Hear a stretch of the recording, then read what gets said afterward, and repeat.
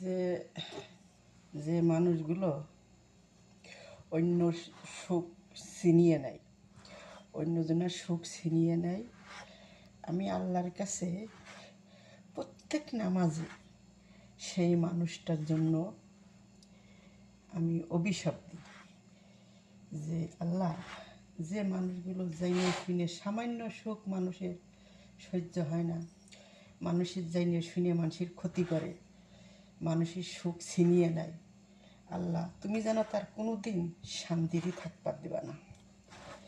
আমি 5 ওয়াক্ত নামাজে তার জন্যে দোয়া করি যে আল্লাহ, সে যেমন আমার অন্যজনের সুখ ছিনিয়ে নিয়েছে, তার সুখ তুমি ছিনিয়ে নিও, সে যেন কোনো দিন যোগ্য মা যেন হতে না পারে।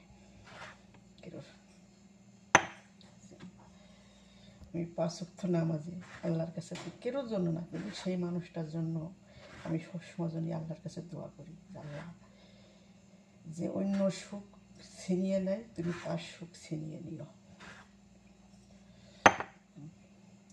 কিন্তু যে অল্প সুখ মানুষের সহ্য হয় না, মানুষের অল্প কিছু খাওয়া পড়া সহ্য হয় না,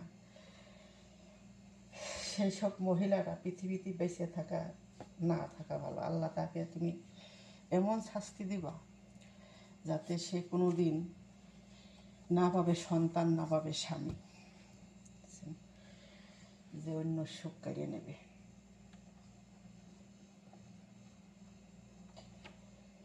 যে অন্য সুখ ছিনিয়ে নেয়, তুমি তার কখনো সুখী হতে দিও না। এই দুনিয়ায়ও যেন শান্তি পাবে না, ওই দুনিয়ায়ও শান্তি পাবে না। মরার সাথে সাথে যেন তাকে কবরের থেকে তুমি গুটিয়ে বের করে দিও, যে অন্য সুখ ছিনিয়ে নেয় তাকে।